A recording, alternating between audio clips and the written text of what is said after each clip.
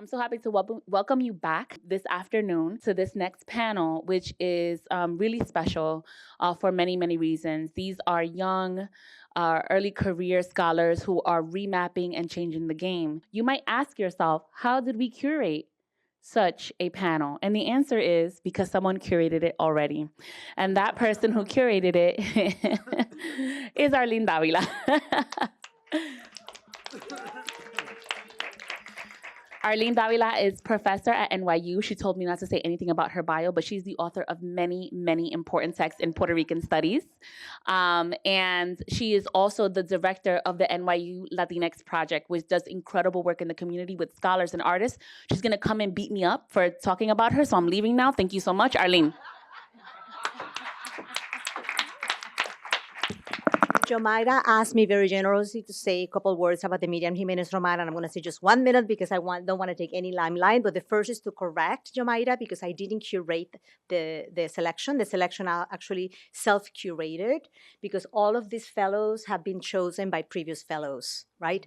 So every year, these are the people that are reading the files and picking up who should be the next Miriam Jiménez Román Fellow. But the two things I wanted everyone to know, first of all, is that we didn't use Miriam Jiménez Román's name in vain. I personally asked her, she was very ill, and we're like, Miriam, we want to do this. Can we have the permission to use your name for this fellowship, right? She was very ill, and she said two things. The first was, I'm very humble, but can we do it Juan with Juan too?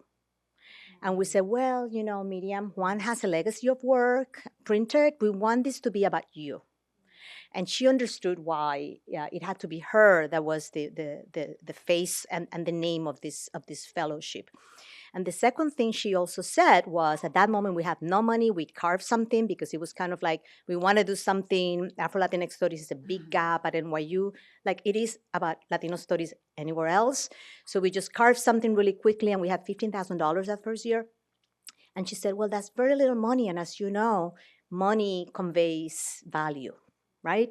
And I said to her, totally agree, we're on this. We're very happy that, you know, the fellowship has grown. It's now $45,000. However, I wanted to do a little plug for everyone to support it. Right now, if you go to the Latinx Project and you go to the donate page, you will see that there's one line where people can direct money just for this fellowship. Is the Miriam Jiménez Román Fellowship. So I want to encourage everyone to support it because you will not be supporting NYU, the Latinx Project, or anything else except the continuation of this fellowship. And we need your support to ensure that it's sustainable as we'd like it to be. So thank you so much, and congratulations to everybody. Buenas tardes. Hello. It's such a pleasure to be here to introduce this phenomenal set of panelists. As was mentioned, these are all former fellows of the Miriam Jiménez Román Postdoctoral Fellowship in the Latinx Project at NYU.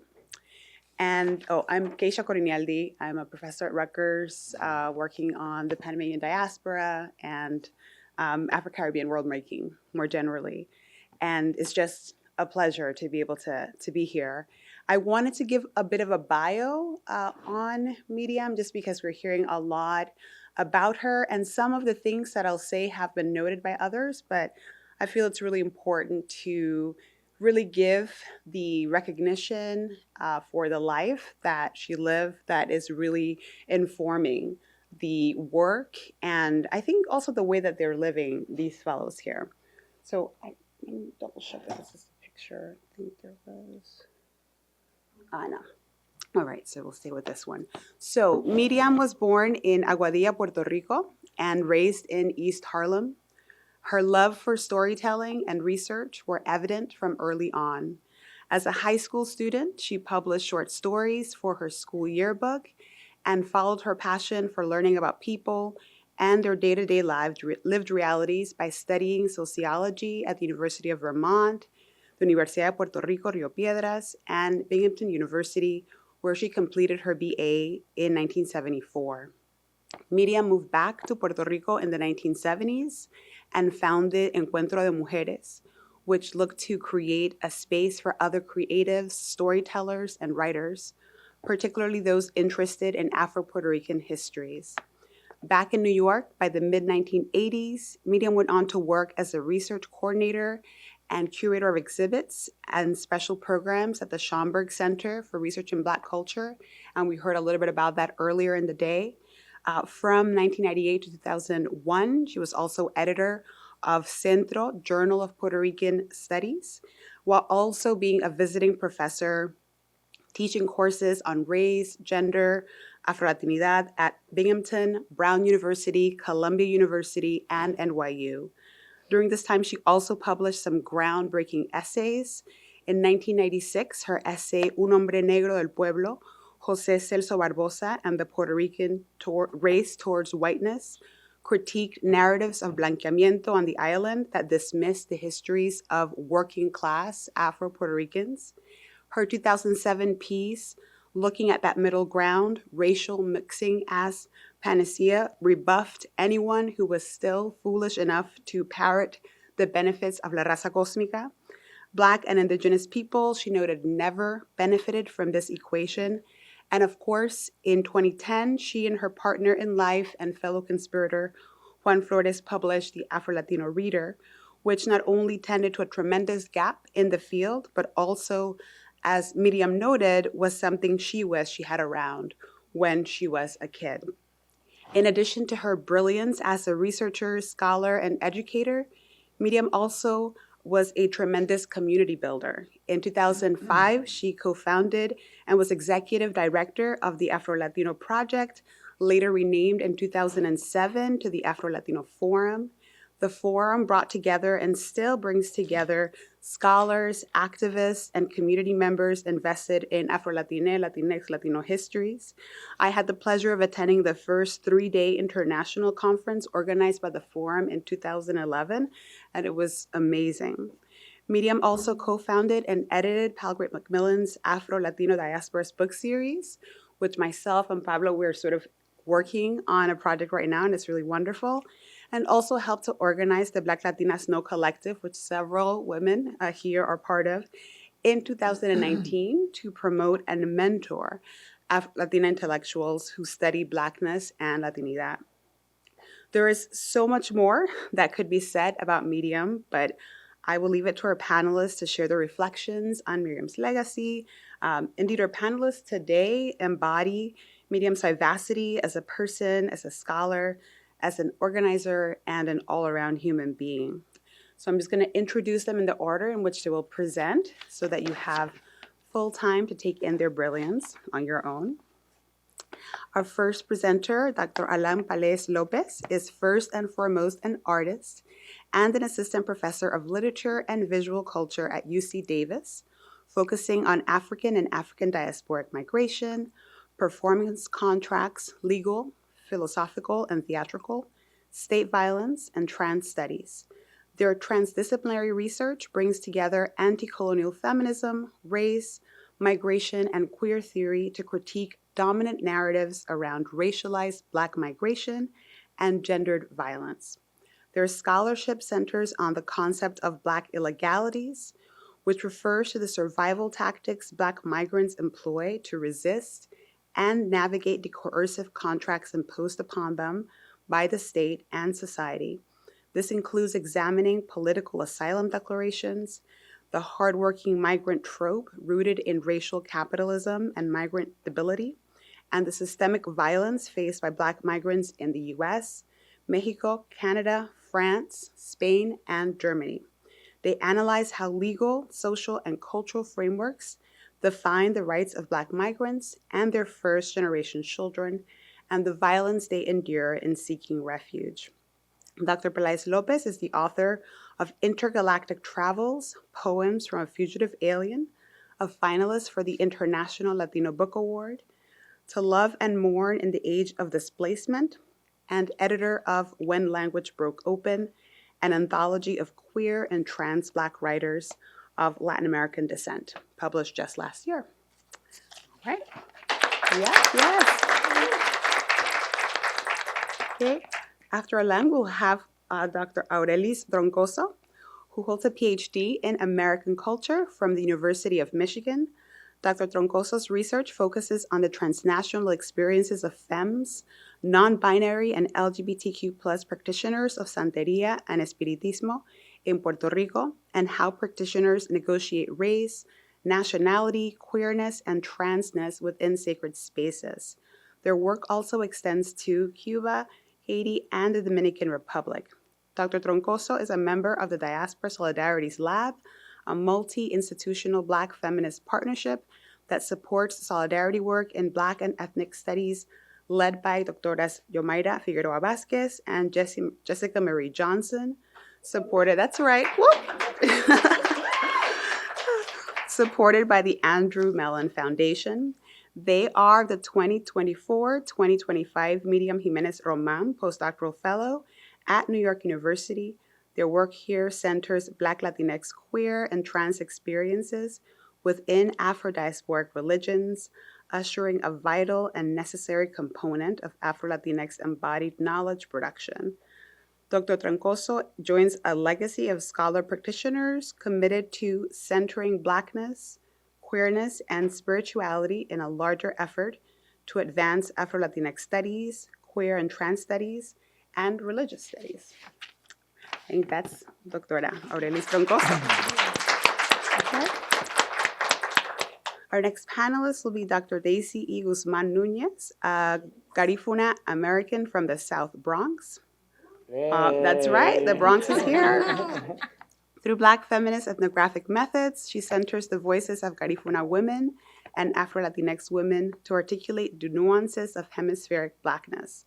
Her work in Livingston, Guatemala includes the history, activism, and intellectual contributions of Garifuna Guatemalans in the larger discourse of Garifuna studies.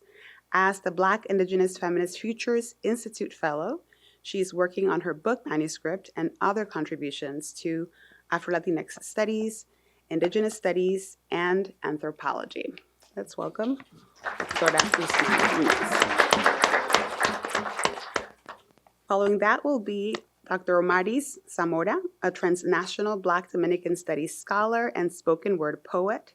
Her research interests include theorizing Afro-Latinidad in the context of race, gender, and sexuality through Afro-diasporic approaches. Her forthcoming book, Siwapa Unbound, Afro-Latina Feminist Epistemologies of Transformation, examines the transnational Black Dominican narratives put forth in the work of Fideley Baez, Elizabeth Acevedo, Nelly Rosario, Ana Lara, Loida Maritza Perez, Josefina Baez, Cardi B, y La Bella Chanel. Zamora pays close attention to how they embody their Blackness, produce knowledge, and shift the geographies of Black feminism. Her work has been published in Small Acts, The Black Scholar, Post 45, Latinx Talk, labeled Muy Latina Latino, among others, and has been featured on Telemundo Chicago, the New Jersey State Ledger, NPR's Out Latino podcast, ABC Chicago's Windy City Live, and on Vice. She fuses her poetry with her scholarly work as a way of contributing to Black poetic approach to cultural studies. Dr. Zamora, telling fire. And then, last but not least, Dr. Paul Joseph Lopez Oro is a transdisciplinary Black studies scholar whose teaching and research interests are on Black Latin American and U.S. Black Latinx social movements, Black diaspora theories and ethnographies, and Black queer feminisms. His research interests include Black politics in Latin America, the Caribbean, and U.S. Afro-Latinidades, Black Latinx LGBTQ plus movements and performances, and Black transnationalism. His forthcoming first book manuscript, Indigenous Blackness, The Queer World Making of Garifuna, New York, Columbia University Press, is a critical ethnographic study analyzing oral histories, performances, and media, film, literary texts, and visual cultures to unearth the political, intellectual, cultural, and spiritual genealogies of Garifuna women and subaltern geographies of Garifuna LGBTQ plus folks at the forefront of Garifuna transnational movements in New York City. Indigenous Blackness offers new ways to approach hemispheric questions on the multiple ways in which Garifuna New Yorkers of Central American descent queerly negotiate, perform, contradict, and articulate their Black, Indigenous, and Central American Caribbean subjectivities. Lopez Oroz's interdisciplinary research has been published by Small Axe, Oxford University Press, Postmodern Culture, New York University Press, the North American Congress on Latin America, Duke University Press, and forthcoming publications with Duke Press, such as the Afro-Latino Reader, History and Culture, which is the second volume being co-edited with Yomaira Figueroa Vasquez and Omaris Zamora. So yes, the scholarship continues. All right, so we'll begin with Alan. Hello, everybody. Let me put a timer. Okay. So I begin my Afro-Mexican Studies class each quarter with Miriam Jiménez Román. In 2010, she wrote a piece titled What is a Mexican? And in that piece, she analyzes the photographs of Tony Gleaton and kind of thinks through Black erasure in Mexico, particularly in La Costa Chica, which is where I come from. I was born in Mexico and migrated to the US. So it's kind of interesting how my classes begin with a Puerto Rican scholar thinking about Afro-Mexicans. And you know, the reason that I teach this is because I encountered Miriam Jiménez Román around the same time that I was thinking through my own transition. I was undocumented, buying testosterone blockers from a dealer at a McDonald's. Later on, like he also started telling me estrogen. He told me everything I ever needed to survive as undocumented in the US. And it's kind of when I began to think about Miriam Jiménez Román's What is a Mexican? And thinking about my own transition and thinking of Blackness as something that is always in transition.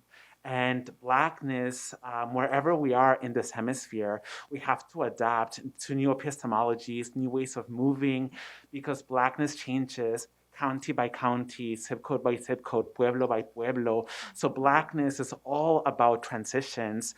And I think that when we're thinking about new directions in Afro-Latinx studies, we really have to think about trans epistemologies and what is it that trans folk can teach us about living outside the structures of white supremacy. What can trans studies teach us about living outside of nationalisms, especially nationalisms that perpetuate heteronormativity, nationalisms that are complicit with state-sanctioned violence and gendercides. And I think about trans not only as transgender, but as I really like to center the travesti, the transexual, because when you go to a lot of Latin American countries and you use the word transgénero, transgénera, those words are not understood because those words are coming from an Anglo epistemological foundation. So transgender is not a category that can actually, I argue, that does us well when we're thinking hemispherically, but trans on its own does through the transvesti, the transsexual, the transatlantic, the transpacific, the transcontinental, translation, transgression, and transimaginative. In order to survive as a Black person in any country in the Americas, you have to be hyper-imaginative. You have to always be ahead of the game, and that is also what it means to live as trans in any part of this continent. I love to quote this very small piece by Dora Silva Santana, who is a dear friend of mine. And she writes, "Transitioning is a refusal of binary feeling." And what I mean by this is that transitioning is not about men or women. Transitioning is about feeling oneself. And oftentimes a cis heteronormative society thinks that transition is all about men or women, and it is not. And I think that this is where Afro-Latinx studies comes in, because Afro-Latinx studies is all about rejecting the binary feeling of nation states, rejecting the binary feeling of caste systems in our heritage countries, rejecting the binary feeling of what a racialized gender is supposed to move like in the Americas. And I have come to understand this not as a scholar, but as an editor. During my fellowship year at the Latinx Project, I was working on When Language Broke Open and an edited volume of queer and trans Black writers of Latin American descent. And for me, it was very important to really think of like, okay, how are Afro-Latinx and Afro-Latin Americans thinking through race, sex, sexuality, sex acts, gender. And I want to uplift, though I was also a contributor, I want to uplift three of the trans writers in the volume. And one of them is S.A. Smythe, whose heritage is from Limon in Costa Rica, and then their family migrated to Italy and then to the US. And S.A. is now somehow in Canada. But, you know, I think that this really speaks to Black migrations and dispossession, especially from somebody in Central America. And this is a part of a poem that I think really teaches us about transitioning and Blackness. So I'll read this stanza. I often find myself both sought after and shunned, unable to speak my own name if I wanted, eternally emptied, made to mourn the loss of any meaning I might yet make, like a silenced clap of thunder, technicolor turned to ashes. It seems that so many I've loved have wanted me dead, ground down into the ancestral mosaic of past and present gods. When I think about this piece, I think about S.A. Smythe's commitment to Black aliveness and their commitment not necessarily to normative gender, but their commitment to call out death, to confront death and say no. And confronting death also means confronting your relatives. And I think that when we think about Afro-Latinx studies and trans epistemologies, what we get at is a critique of family. What we get at is also a critique of dispossession. Why did S.A. Smythe have to migrate from Costa Rica to Italy, to the US, to Canada? And all of them are a constellation of both the global circuit of anti-Black violence, but also the upheaval of transphobia in all of these countries. And S.A. Smythe's work is very much in conversation with Andrea Alejandro Freire, who is an Ecuadorian poet. And yesterday, Mayra Santos Febres, in the remarks made, she named that Ecuador is one of the places that is actively killing Black folk. For those of you who do not know, 4 Black boys were found dead this January in Ecuador after an encounter with the military. So when we're thinking about Ecuador as a location of an expansive Blackness, we also have to think of Ecuador as a geography of an expansive notions of white supremacy. And Andrea Alejandro Freire also teaches us to reject transgender as an epistemology and center trans as a more expansive way of thinking about the world. This is a section from one of their poems. Their poem in the anthology is published in Spanish, so I'll read the original version. Uno puede cambiar de todo, pero menos de uno. Uno siempre es uno. No sé si uno y uno sean dos. Lo que sí sé es que uno siempre es uno. Se es uno y se es otro. Seres duales. Soy un ser doble como un drag king o como un drag queen. Yo no me ajusté a ninguno. So here, like, Andrea Alejandro Freire, who is both intersex and trans, is really thinking about having to reject the binary opposition of trans men, trans women as an intersex subject. And in that rejection also must reckon not only with biological essentialism, but the fact that being intersex is completely different from being queer, from being trans. And how do you hold these 3 identities together? So a lot of their work in the anthology is actually a critique of queer and a critique of trans as falling apart when thinking about intersex folk in Latin America, in the Caribbean. The last person I want to uplift is Sora Ferri, who is based in Puerto Rico. And there is a photo of Sora Ferri in the next slide. I just couldn't put it in here because I needed both the English and the Spanish. So I'll read this last piece that really helps us think past transgender and really centered trans in Latin America and the Caribbean. I never wanted to be trans, not once. No flag or prayer is gonna change that. I've tried. And you know what? I accept this about myself. I'm not even sure if my angels believe in pride. How come my prayers for pride always fell mute, empty, awkward? I don't think my angels believe in pride either. My angels believe in art. So for Sora Ferry, being trans is not about gender, it's actually about world making. And that world making existing in the realm of art and thinking of the body as an artwork, and as an archive, as you've all already heard in the previous panels. So to conclude, perfect, my last slide. So this is Sora Ferry at the end. My last slide is Blackness is in itself an experience of transition. For Black Latinas, we must always transition epistemologies, adopt new epistemologies, reject old ones, collage the ones around us. To live well as Black people in this hemisphere, we must surrender to our transition, to choreograph a world that has always already been there, one of Black aliveness, in the rural, in the city, in the Amazon, in the, thank you.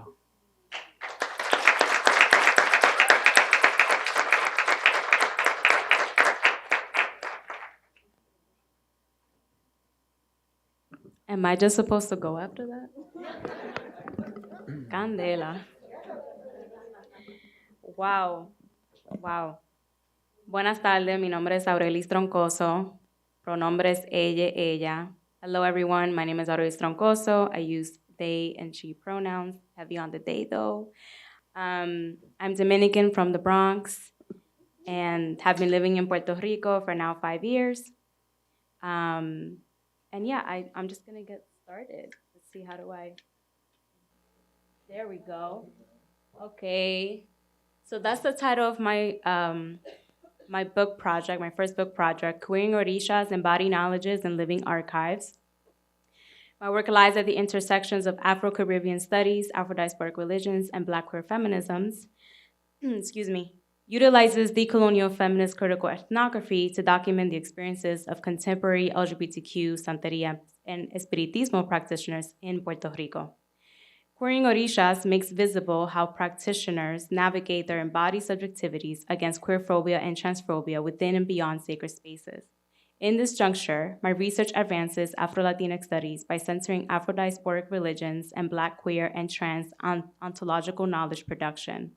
Writing from a place of sacred urgency, my research is an offering to femmes, non-binary, and LGBTQ initiates who carry this religion on their shoulders, who embody their Blackness, transness, and queerness with all its divine contradictions, and who are testaments of a decolonial spiritual praxis. Okay.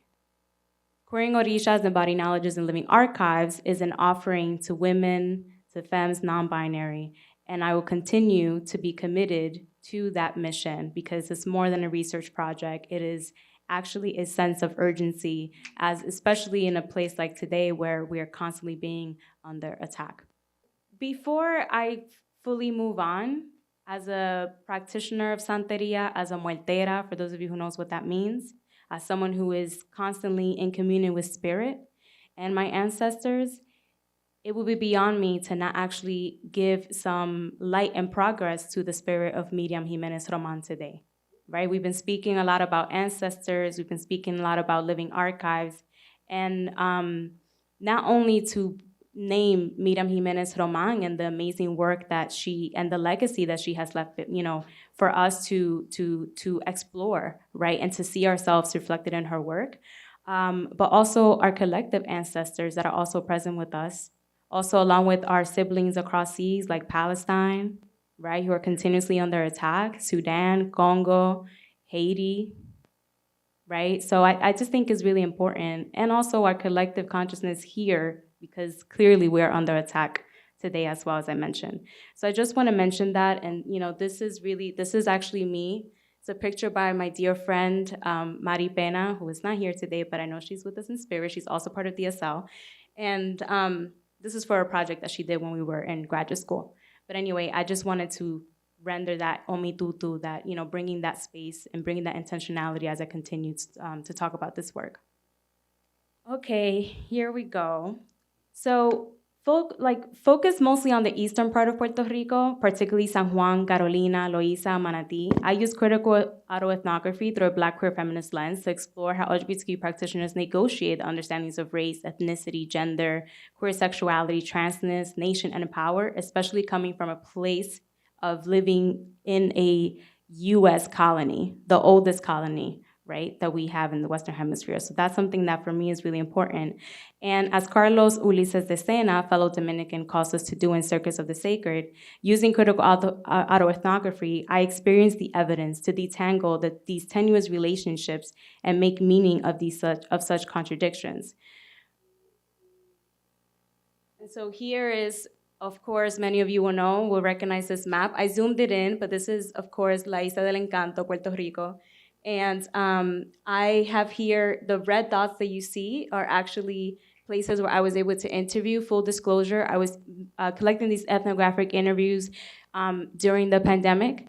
So you don't see more red dots here because I could not actually, there were certain places, because Puerto Rico were on shutdown, there were certain places that I could not actually make and actually build, at least during the time that I was doing my fieldwork, really build relationships, right? Because I didn't want to just come into these communities, even as a practitioner myself, as a religious practitioner myself, and extract information. I actually wanted to build and sustain those relationships.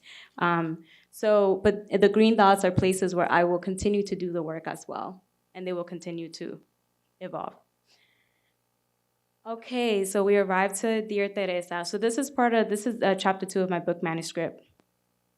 My research project centers on a conundrum. On the one hand, LGBTQ practitioners identify with the gender fluidity of Orishas, the deities of the religion, and within the same breath feel the prejudice of religious community members.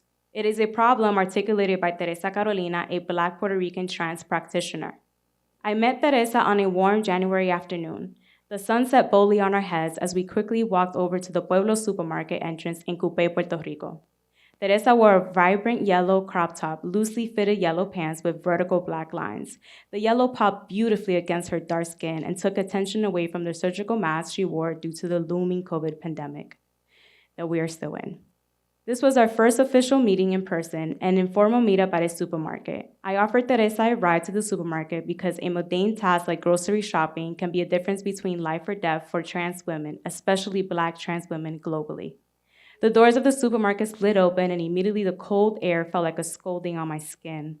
As we walked down the first aisle, Teresa fiddled her fingers across different canned beans, contemplating prices in a struggling Commonwealth economy. Teresa shifted her gaze to me and without hesitation asked me about my own experience being a queer woman in Santeria. My eyes widened. Like a true Shango child, Teresa went straight to the point. I sighed and told her about the experience that sparked my ethnographic research in the first place, an uncomfortable and homophobic conversation with an elder that led my initiation ceremony in Cuba several years ago. Teresa shook her head and responded, "Eso no me sorprende para nada, aunque mi padrino y madrina son progresivos comparado a muchos religiosos en Puerto Rico, les choca no usar mi dead name en ceremonias, y ni se diga de mis pronombres correctos." I'll translate. That doesn't surprise me at all. Although my godparents are progressive compared to so many elders in the Santeria community in Puerto Rico, it is still a challenge for my godparents to refrain from using my dead name in ceremonies, and let's not even talk about using my correct pronouns. For those of you who do not know, a dead name is the name assigned to someone at birth, but that they no longer identify with. And it would be a true transgression to use that name, no matter the circumstances. Unfortunately, Teresa's experience is not uncommon. On a transnational level, many spiritual houses function under a culture of compulsory heterosexuality, oftentimes shaping the experiences of women, femmes, non-binary, and trans practitioners, re-marginalizing these subjectivities. Through a Black queer feminist lens, my project highlights the complex experiences of LGBTQ+ practitioners of Santeria in Puerto Rico. I find that combining queer, transgender, and religious studies is effective in understanding the inherent adaptations of fixed notions of gender and sexuality, one that is applied to Orishas and imposed on practitioners among themselves. I asked then, how do LGBTQ practitioners navigate homophobia, transphobia, misogyny, and racism in ritualistic spaces of Santeria in Puerto Rico? Furthermore, I seek to document queer strategies of survival that weaponize queer, non-binary, femmes, and trans practitioners in the face of these discriminatory practices. In early conversations with queer and trans practitioners, some expressed their disappointment with elders who demonstrated support of their identities in the beginning of their spiritual journey, however, expressed homophobia and transphobia by limiting the practitioner to specific rituals or denying them the right to dress according to their gender. Another example is the many transgender practitioners who are forced to use their dead name, as I mentioned before, like Teresa Carolina. I argue that the participation of queer and trans people in Santeria challenge heteropatriarchal behaviors of many practitioners who perpetuate homophobic and transphobic prejudices. I find that writing from the intersection of religious and queer and Black trans feminist studies is key in shifting antiquated ways of studying religion and aids in advancing Afro-Latine scholarship.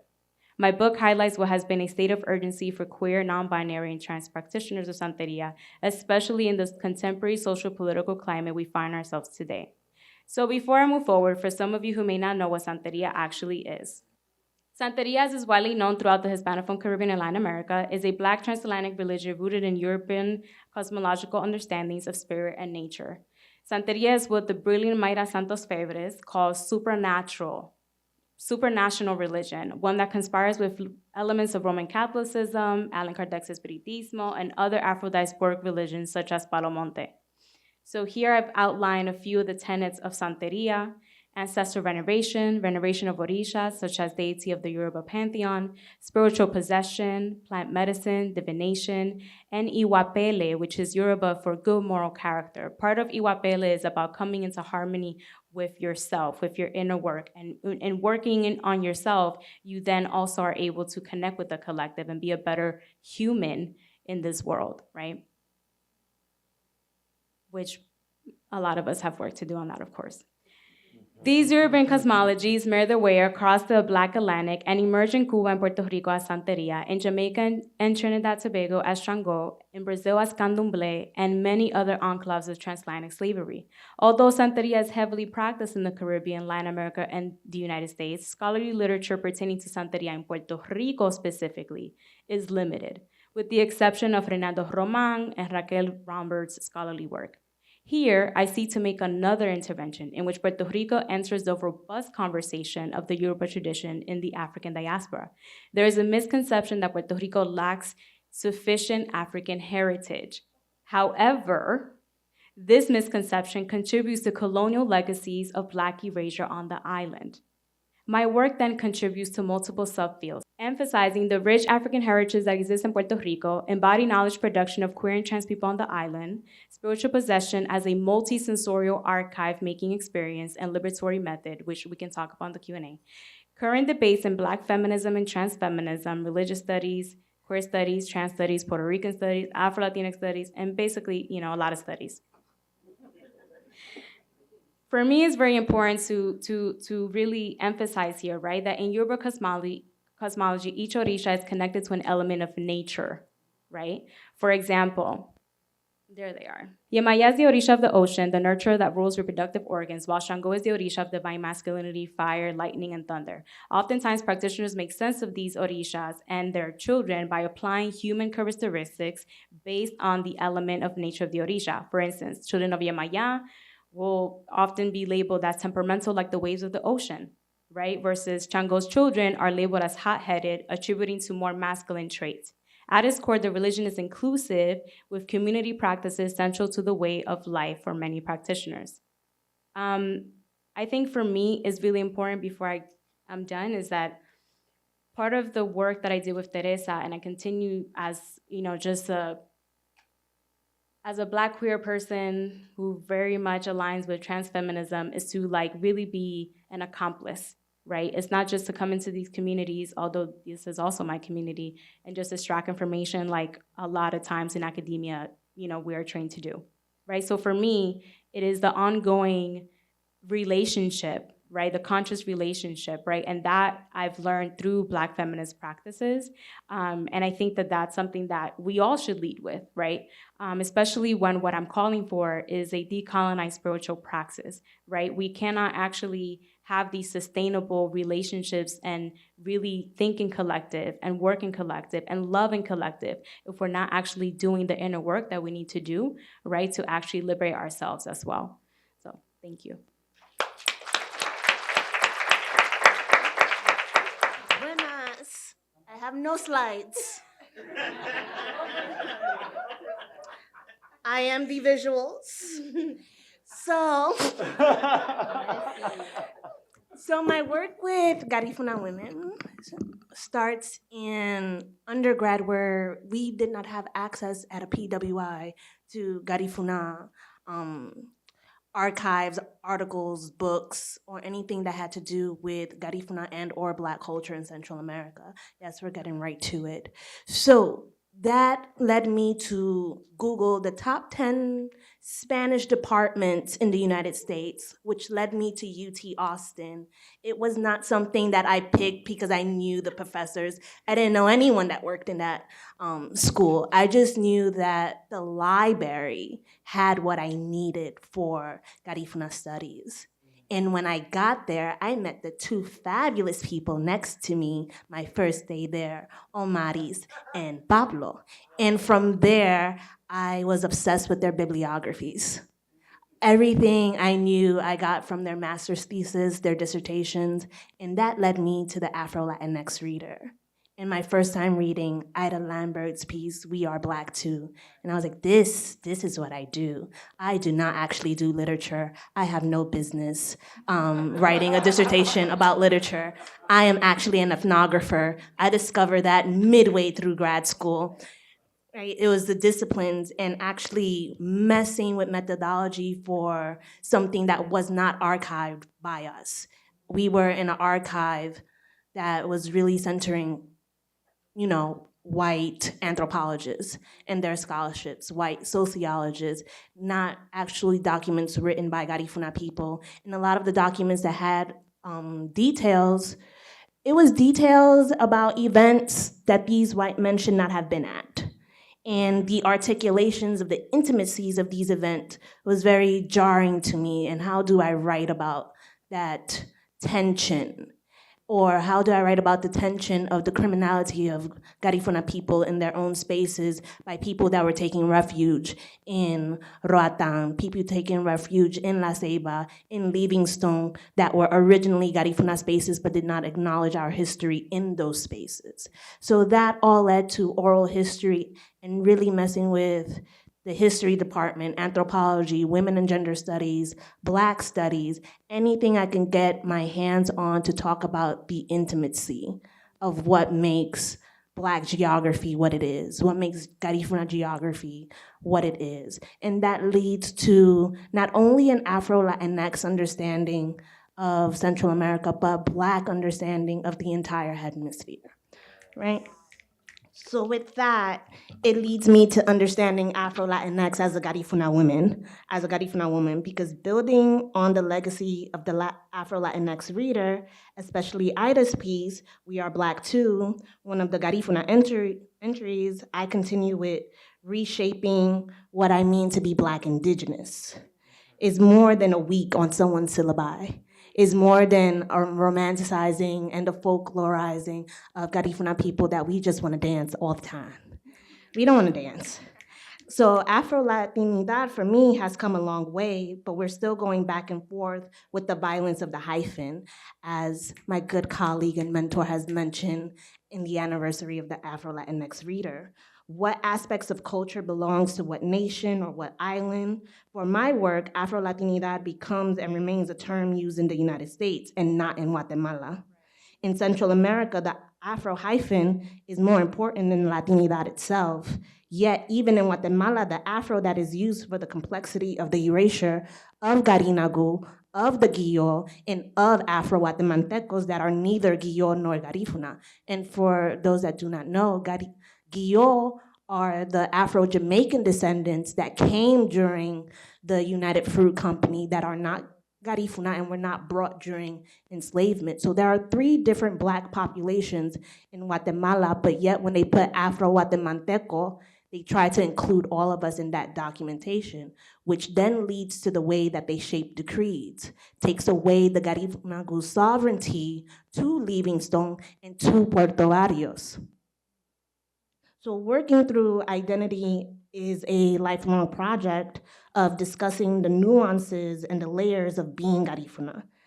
I used my time during the fellowship to really sit and grapple with mestizaje and Latinidad, not to think through what does it mean to me or what does it mean to be in the United States in this binary, but what does it mean to write about it and the impact that it has had on the subjectivity of my people.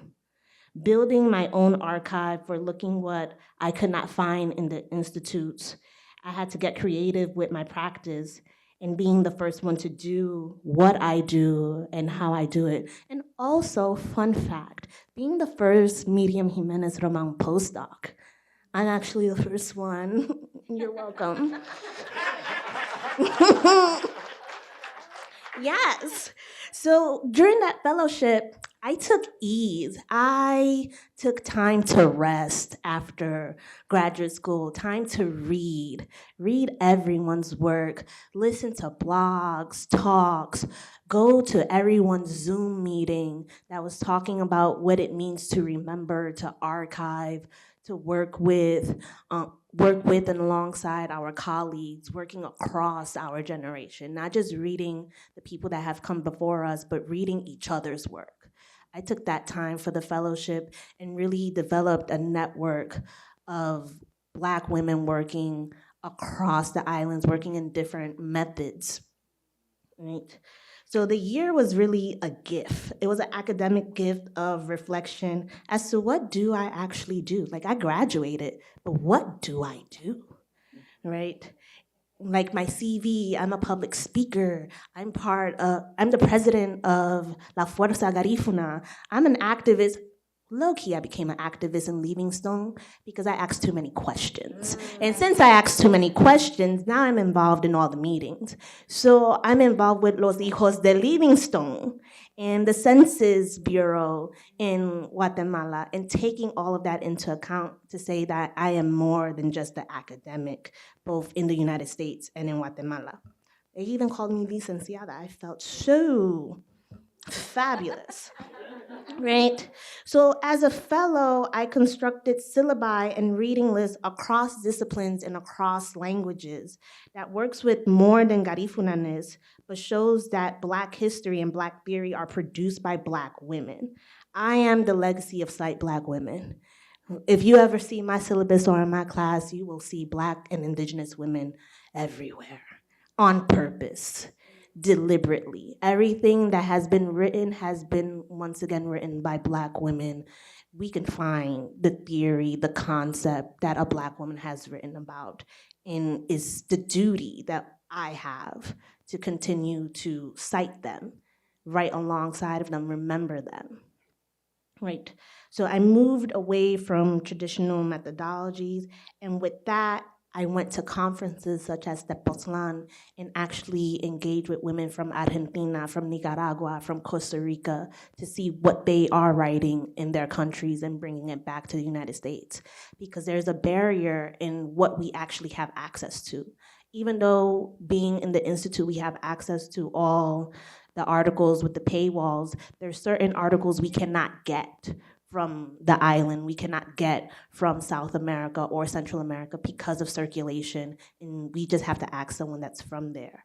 So I've taken that time during the fellowship to develop those relationships, especially with our colleagues in Brazil or our colleagues in South America, because habitually when we are talking about indigeneity, is a lot of the times talking from the United States about what's going on in Latin America rather than listening to what the people are saying in Latin America. And that in and of itself is violent. And we are trying to deconstruct that and move away from that as scholars of the new generation. So with that is I also accept public speaking engagement, anything that has to do with Garifuna people. I have spoken to different Latinx organizations, especially questions around Afro-Latinidad. And as in, my favorite question was, are Haitians Afro-Latinos? It has been a question across the years, and it's like Haitians are the Afro-Latinos, capital T, right? They are the end-all, be-all. And with that, I lead into my work because Marco Sanchez Diaz, the founder of Livingstone, is considered to be a Haitian man.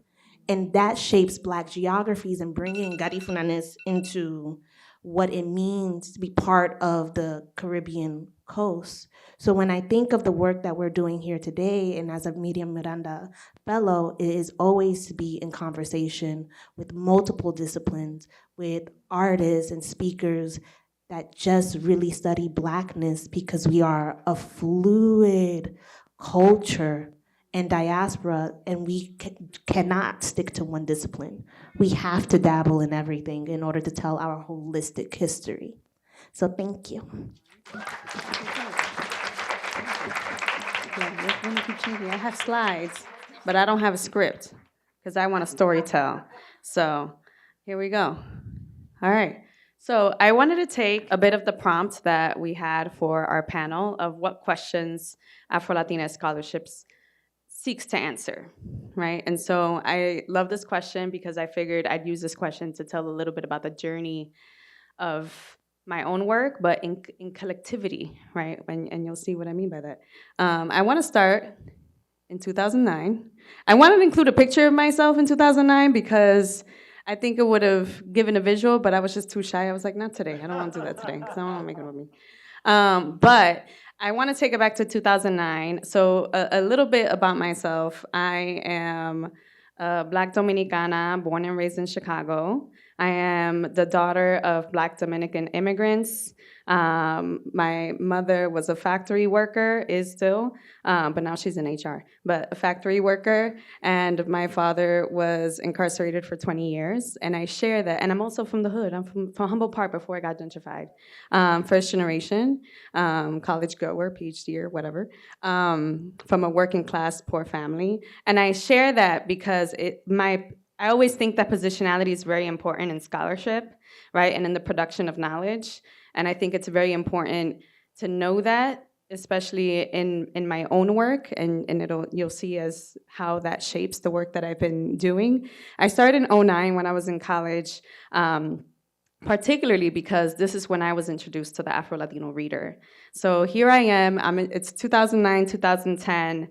I'm in college, and one of my best friends is a Chicana from the Bay, and her mother was really sweet to me all the time, still is. And apparently, Juan Flores was neighbors with her mother back in the Bay Area and has sent them copies of the Afro-Latino reader. And my friend's mom was like, Omari should read this book because this is like about her. And at the time, I didn't know there was a word Afro-Latino, Afro-Latina, Afro-Latinx that really named my experience and my lived experience as someone who was a Black Dominicana growing up in a Puerto Rican neighborhood where there wasn't necessarily a lot of Black Puerto Ricans in my neighborhood, right? And so it was always this thing of like, you're Black, and then like Black American folks would be like, you're Black, oh wait, you're Dominican, you speak Spanish, maybe you're not Black, no, because you just, right? So I was always in this in-betweenness where it was just like, okay, I know I'm Black because there's no, like, I know, like my experience tells me, whether I like to call it or not, like it was just like, boop, you're Black, right? And right, it's a lived experience. Blackness comes to you. You know, there's a lot of, as Dominicans that don't claim Blackness, but they are Black Dominicans, and whether you want to call yourself Black or not, if you are Black, the world will tell you, right? Race is socially constructed, right? And so here I am, and this book comes to me via my best friend's mom, and I read this book, and I'm like, wow, it is the first time that I'm able to read of my experience, right? And so it was a very impactful time for me. Ay, se me olvidó mi timer. Perdón, empecé a hablar sin el timer. You got me? Okay, okay. Because I'm okay. So the biggest question, what is going to tell you about this presentation is, the question is, what is the question, right, at each of these moments? And the question then was, how do I name my experience? The power of naming, right? And Afro-Latinidad as a concept becoming a very powerful concept, right, of naming that experience, right, of naming Black Latinidad, right, and the experience that, or as Juan and Miriam say, the fact of Blackness, right, the epistemology, the knowledge production of Blackness, right, through embodied, through what I say, embodied archive, right? So in 2013, fast forward, I go to grad school because I was a little bit of an intellectual masochist. I went to U Chicago for undergrad, and then I was like, I want to go to grad school right now. So then here I go. And so thank you, Pablo, for sharing this picture with me, because one of the things that is so important about this work for me is the collectivity, and that the work that we do is never formed or created in isolation. Like, a lot of us have been in conversation for years about the work that we do. Like, Pablo and I used to wake up sometimes at 7 a.m. and go write at a coffee shop when we were both at UT Austin, right? And like, oh, we're going, okay. And we would be talking about theory at 7 a.m., right, as we were writing our dissertations. And so this is in 2013 when I first finally got to meet Juan Flores and Miriam Jiménez, and there was a conference at UT Austin where they were part of a keynote panel, and they also were showing some of Tony Gleaton's photography at this awesome conference, and there I am, young me, sitting next to Pablo. In 2013, and Juliet Hooker's in the image, and Tomasito, rest in peace. And so here, around this time, my question became, you know, I was reading Jackie Alexander, and I was reading, at the time, I had started reading Afro-Latina Women Warriors of the Afro-Latina Diaspora, edited by Marta Moreno Vega, Yvette Modestine, and Mari Nieves Alva. And it was very pivotal for me to ask the question of, what is Afro-Latina feminist theory? Like, where is it? Right, because I had read the canon of Black feminist theory, I had read the canon of Latina or Chicana feminist theory, right, but I didn't know, and I could connect to things in both, and there was both things that I could connect to, but there was still something missing, right, and I was like, well, how would we name Afro-Latina feminist theory, right, and I took that upon myself to say, you know, I love theory, I love to theorize, I like to think all day about, you know, how things come together and how they don't, and so this is where I was asking those questions, and I was like, well, where is it located? And one of the things that Ana Lara writes in that book is that how our bodies remember, right? And when I was talking to Nelly Rosario, who's an Afro-Dominican writer, and I was asking her about her novel, Song of the Water Saints, her answer was, you know, I wrote this book through a collection of memories, right? And so there was this ongoing thing that was coming up where the realization was, right, of also understanding my own experience, right, and thinking of my mother and thinking about migration and movement, right, and also understanding the Black diaspora, right, that Blackness is always a movement, right, and as Alan was saying, Blackness in transition, right, in these spaces of the in-between, right, of the ni de aquí ni de allá, right, and so the connection for me was really thinking about the embodied archive, right, and how our bodies move from space to space, right, how our racialized, gendered bodies experience the Americas, right, and how the Americas experience us, which is something that Miriam Jiménez Román said at this conference, right, and so I wanted to continue thinking about that in my dissertation, right, as a way of offering, how do Afro-Latina women produce knowledge, right, how does the body become an archive, how does that archive then become a space from which we create knowledge, right, which is the process of knowledge production is epistemology, right, which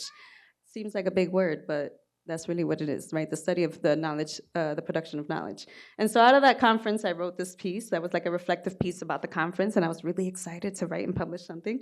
And so then when I was writing my dissertation, you know, it became a question of, yes, let's think about Afro-Latina feminist theory. And I was like, okay, but I want to talk about Black Dominican women, right? I want to talk about Black Dominican women in the diaspora in the US, right? Because I was like, okay, I want to read more of Afro-Latina women, and what is closest to me, what I'm really interested in is writing about my mom, writing about la mujer en el salón, you know, and the kind of everydayness of that, right? So my focus in this book, or in this dissertation, and it's still in the book, right, is really looking at particularly urban, working class, Black Dominican women in diaspora spaces, particularly Josefina Baez's work. There's more, obviously, in the dissertation in the book, but Josefina Baez and La Bella Chanel are prime examples of really thinking about the body, of really thinking about knowledge production, right, and understanding and centering, right, what does it also mean to pass that knowledge production to other women in the community,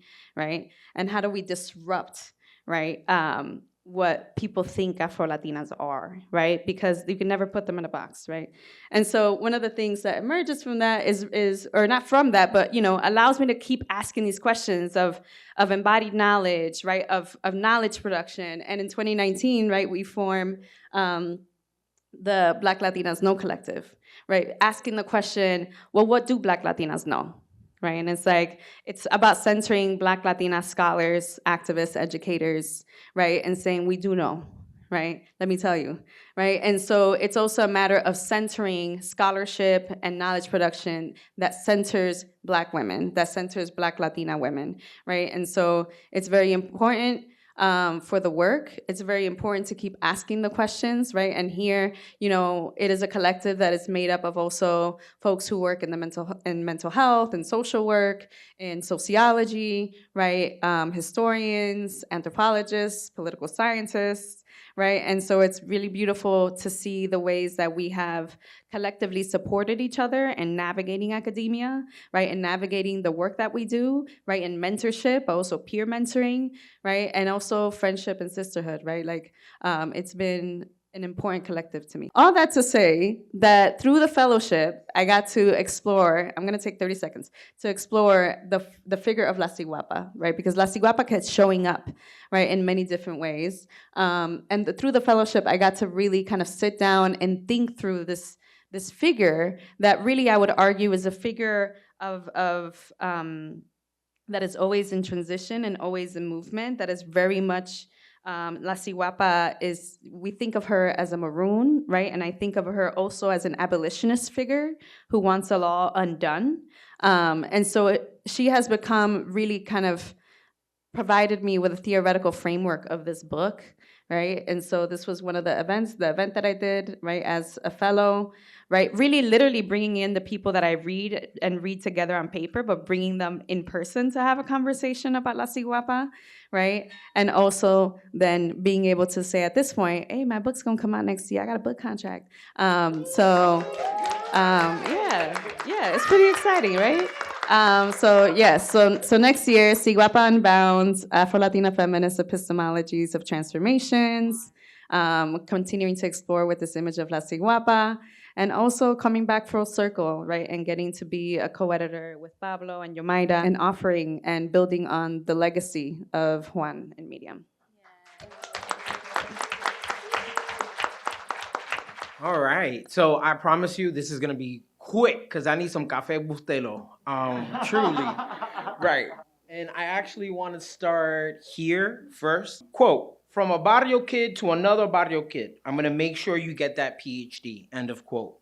That was Miriam Jiménez Román on the first day we met, which was March 1st, 2007, at the University of California at Berkeley's Afro-Latino Working Group, which was curated at the time by PhD candidates in the Department of African and African Diaspora Studies, Tiana Paschel, Vielka Cecilia Oy, Jennifer Jones, Petra Rivera Rodu, who really cultivated this space, right, for us to have those conversations. It was my first academic conference, and I finally got to meet Juan Flores and Miriam in the flesh. And, by the time that I was getting ready to talk to you all today, I had a hard time figuring out which Miriam I wanted to talk to you all about. Did I want to talk to you about the Miriam who spent hours with me in the emergency room while my father was having open heart emergency surgery, who did not get to pass through that same day he passes in the morning. And, Miriam really held me down in ways that it's hard for me to really articulate how much Miriam became part of my chosen family, both as a model of a scholar activist, but also someone who deeply cared about community, deeply cared about knowledge production by and for Black Latinx folks, especially in the United States. I think for me, one of the biggest contributions that Miriam intellectually did for me was to really remember that we've been here, right? That we've been here for centuries, that we've been here for decades, that we're not a new community, that we're not just recently magically appeared from anywhere. I remember talking to her at the early parts of my dissertation, a dissertation that became incredibly queer because of the field work.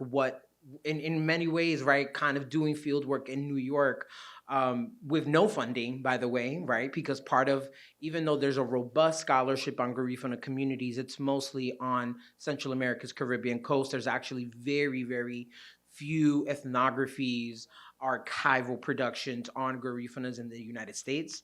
So I remember going to Miriam at the beginning talking about the project, and she had said, check out the Schomburg, right? We don't know what's there. You don't know what's there. Check it out, right? So I go, and for lo and behold, right, I was really disappointed about what I did not find in the Schomburg, right? Here's this Black, Indigenous, Maroon community from Central America's Caribbean coast. We've been here since the 1950s in New York City. We are the product of U.S. imperialism. We are descendants of banana workers, right? So I thought, of course, we're gonna be in the Schomburg, right? And no, we weren't, right? There was actually not a clear indication of Garifuna archival materials at the Schomburg. So I actually turned to El Centro de Estudios Puertorriqueños, right? That was the second place that Miriam said, go look. And we were there, right? I came across the notes of either Lambert, I came across the notes of other Garifuna activists, Mirta Colón, Jose Francisco Avila, who were very much stored in the archive of New York City's Latinx history, but not in the Schomburg. Right. And that meant a lot to me, really kind of shaped a lot of the thinkings that I had for the bigger project. But part of bringing that up is to also think about even the keynote from last night, right? Professor Valdez reminded us about where are we seeing, right? And I had to turn actually in what the academy makes sure that feels uncomfortable. I had to turn into the interior. Right, I had to turn to home. I had to turn to the shoe boxes under my parents' bed. I had to turn to the unexpected places of Black Indigenous life that continue to thrive even in its erasure. So I wanted to really talk today and really kind of present a little bit about the larger book project that, to be honest, Miriam really illustrated for me, right? Miriam, in many ways, and I really want to center my contribution on this panel to really talk about the intellectual labor that gets unmarked by Black women and Black Latina women, right? Miriam had a very particular relationship to academia. She had a very particular relationship to knowledge production in and outside of the ivory tower. She was very much committed to community. This is why the forum became, right towards the end of her life, a really important source of inspiration and political mobilization, because she knew that Afro-Latinidad had to be beyond the ivory tower, had to be beyond a class, right? And I'm not sure if we have time to talk about it in the Q&A, but Miriam really shaped a lot of the language for me around hemispheric Blackness, right? She's the one that leads me to deeply understand the borderlessness of Blackness, right? Who was very proud of being Puerto Rican, being New Yorican, being from here, from this neighborhood, from El Barrio, right? But who deeply understood that Blackness was always beyond the borders of the nation state, right? Who in fact, I had a wonderful committee, a brilliant committee, but in many ways, Miriam was an additional member of my committee, right? So to literally talk to her from the first chapter to the fifth chapter, to literally talk to her about Garifuna New Yorkers and have her understand, right? Aurelio Martinez Suazo, who just recently passed away in Roatán, Honduras, was one of the first oral histories that I have for my dissertation. And it's Miriam who actually makes that connection for me. Right? So I didn't have to turn to my tias or my tios or my own family in my own family network, right? Miriam already knew Aurelio, like from the 80s. So I think part of her nuance, right, her deep understanding of hemispheric Blackness was always grounded in Las Americas, right? And she really pushed me to think beyond those borders. I started talking about the barrio aspect because one thing that we often don't really center in Miriam's work, Miriam was a sociologist, a deep Marxist sociologist who throughout like any scholar's life, right, has different evolutions. And she, in many ways, towards the end of her life, became a cultural studies, African diaspora studies person, but she's really grounded in ideas of social theory. Right, she's really grounded in class. And if there was someone in academia who gave me the language to understand what it meant to be born and raised in Bushwick to poor working class Garifuna Honduran immigrant parents, Miriam was the one, right? Who deeply understand not only the capital aspect of being first generation, but also understood that my writing was going to take a little longer than my peers. Who also deeply understood as a New York City public school kid, yeah, my English is not too bueno, right? That I didn't have the infrastructure to have this intimate relationship to writing as a lot of my scholarly peers do, right? It takes me a while. This is something that Miriam and I shared a lot, and this is something that we would share strategies on, and a lot of calling on the ancestors to give us a lot of energies and good vibes, right? I miss Miriam on a daily basis. She was very dear to me. She was a friend. She was a mentor. She was also someone who was very present, right? I'm a Jefferson Avenue kid, and she was on Hancock. That was 5 blocks over, right? We were on the borderlands of Bushwick and Bed-Stuy. So she meant a lot to me. She's someone who I turn to a lot. I teach her work constantly, especially that piece that comes in the larger kind of introduction to Latinx studies, where she's like looking at this, the racial mixture, right? The Latinx racial exceptionalism, right? Which gives me a lot of the language to really, she was someone who pushed me on mestizaje, right? She pushed me deeply on mestizaje to really think about the anti-Blackness, the anti-indigeneity of mestizaje, but also what does it mean to be Black in a culture that tells you mejorando la raza is the only way, right? So she's someone who deeply poured into those knowledge forms for me, who really pushed a lot of the boundaries. And in fact, our last conversation was about this gorgeous Toni Gleaton image that she passed down to me from her own personal collection, which is now hopefully going to be the cover of Indigenous Blackness, the Queer World Making Politics of Garifuna, Nueva York. It's a Toni Gleaton image from Limon, Honduras, 1992.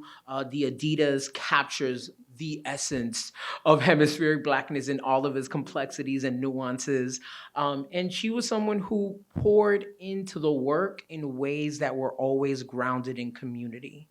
And I really want to reiterate that, because part of the fact that Miriam and Juan were part of my Afro-Latinx chosen family is because they opened their homes, right? They opened their porches, they opened their backyards. We would have Sunday sessions.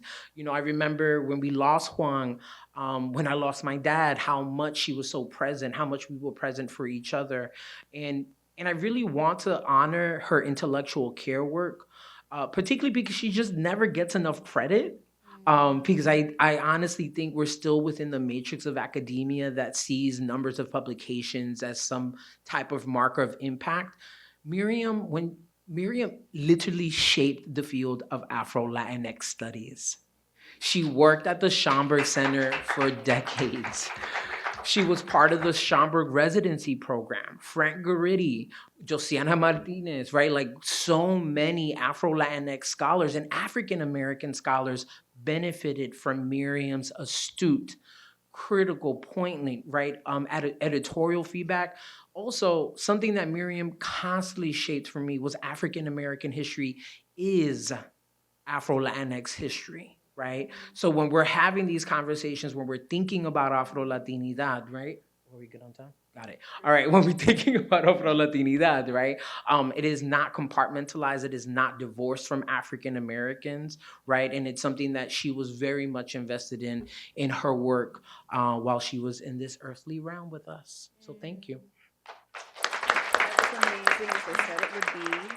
So we're gonna gather some questions. In the interim, I have sort of like a double that I'll have them thinking about while those of you who have any questions come up to the mic. Some of you have already touched on this, but I would like for you to, one, talk a little bit more about how you have grown and evolved. since the fellowship, and also what you hope to be your own legacy, since we're talking a lot about legacy today. So just to put into a little bit of context, I am descended from, all of my African ancestry was brought here to the United States probably as early as the early 1800s, maybe 1830. And it's been a journey to learn about the Latin part of the diaspora and how that changes a lot of origin stories that I grew up with. Not to say that it was considered less than, but it was under the umbrella, or like the words you're using, sanitized to be African American history. So also context, I was raised a good piece of time in the Midwest, which is very different. I went to high school in Chicago. So it was very different in that period. So my question is based on how do we come together with still respecting the fact that there are some of us who are able to basically have feet in two different places, where some of us only have one flag, as I would say, so that we feel comfortable together without, especially those of us who are descended just from the folks brought here, that we're not being X'd out as well or being basically disenfranchised within that African diaspora. And the one other thing is, like, I'm really psyched to have now seen a person from Costa Chica, because I wrote a paper in grad school about Afro-Mexicans. Okay, I'm not gonna give a long preface, but I'm really interested in sort of asking about how your journey as mentors and as collaborators has developed, and what tools you use to sort of facilitate that in your own work. Thank you. Howard, in whichever order you want to start. Martis, you want to go first? Sure. I'm gonna probably answer a little bit of each one, because the ways that this fellowship particularly helped me grow as a scholar, similarly to you, Daisy, when I was doing my postdoc, which was at Lehigh, and then having this opportunity to think further about my project, it was really about being able to take a step back as a scholar and kind of trying to pay attention to the things that were kind of haunting me, which was like La Ciguapa, particularly being able to make the connections beyond just the literature, but really the cultural aspects, particularly the art of Firelei Baez that I kept really seeing at the time back in 2017, and really making those connections between ideas of trance, like spiritual trance, but also like being in a hypnosis kind of trance, and thinking about that as a Black diasporic space and migration. And so thinking about La Ciguapa in that realm. So that became that, like, I have seen, when I look at my dissertation, I look at my book, it's like my book is a grown version, very mature version. She grown.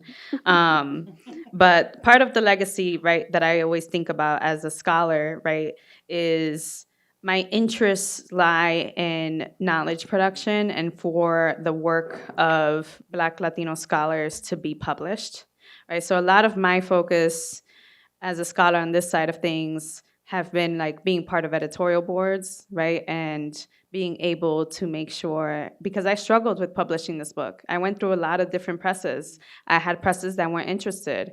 When I first started trying to publish articles about Afro-Latina women in 2012, 2013, nobody wanted to publish them. Afro-Latinidad was not trendy at that moment, right? And now it's trendy and people want to publish left and right. Like, hey, write for us. And it's like, people didn't want to publish this. There was a time where people they were not interested in Afro-Latinidad because they felt it was divisive, right?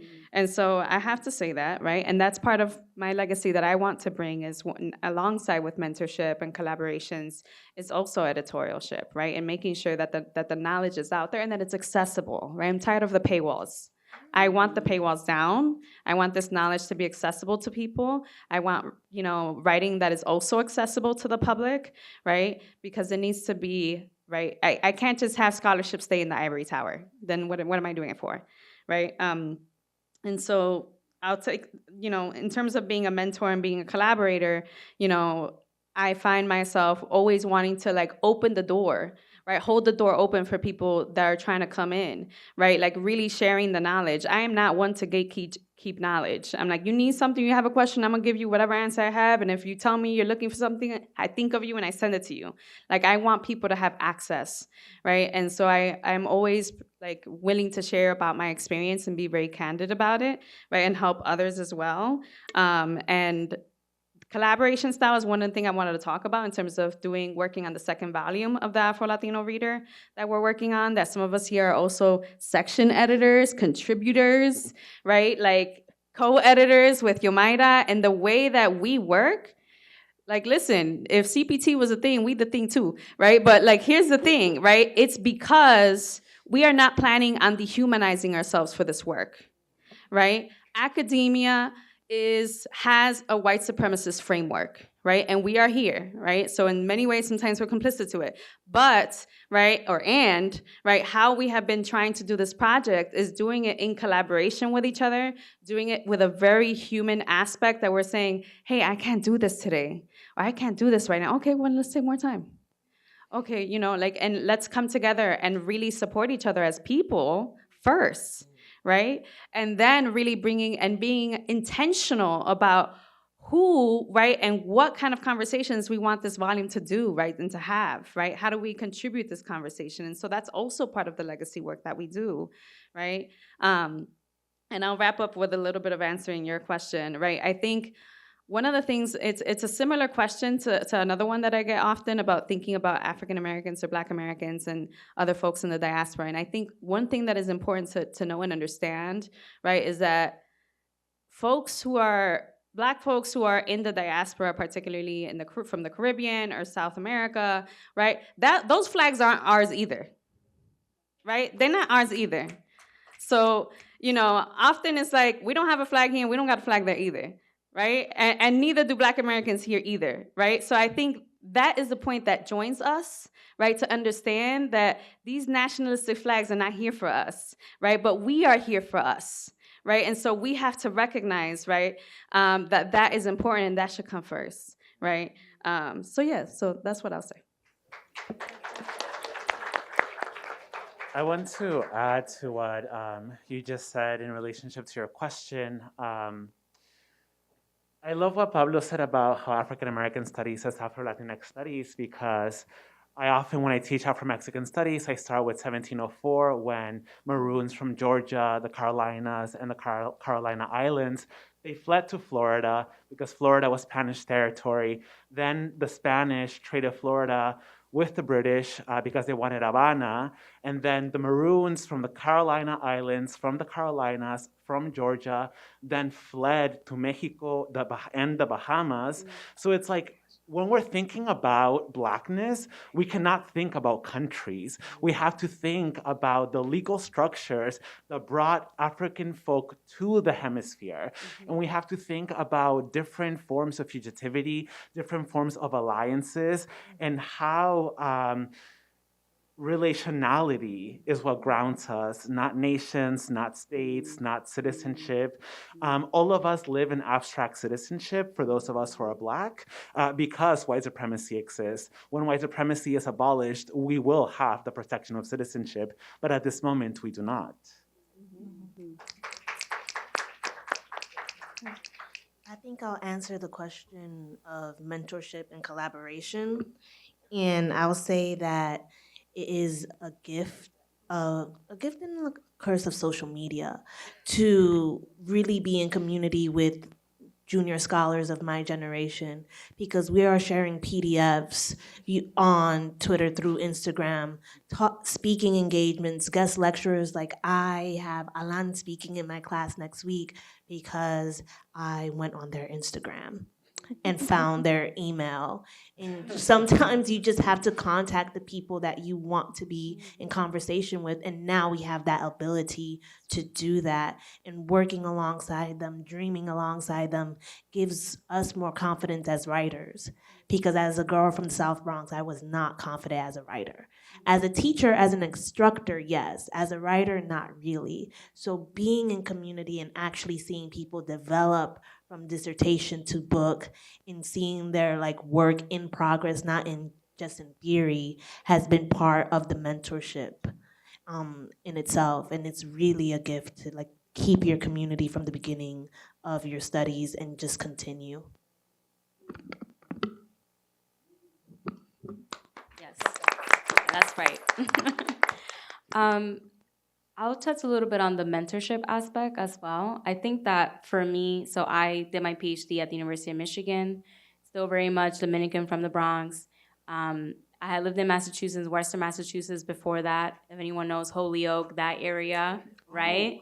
Yes, I went to Hampshire College and undergrad. And so for me, it was really important when I started teaching in graduate school that I also became the mentor that I wanted eagerly to see, in the sense of like another Black Caribbean person, specifically Black Latina person, just actually like showing up for me in the ways that like I felt like I needed, and because of where I was located, I didn't have access to. And I had other types of mentorship and examples of leadership, of course, back in my community in the Bronx, you know, including women, powerful women in my own family.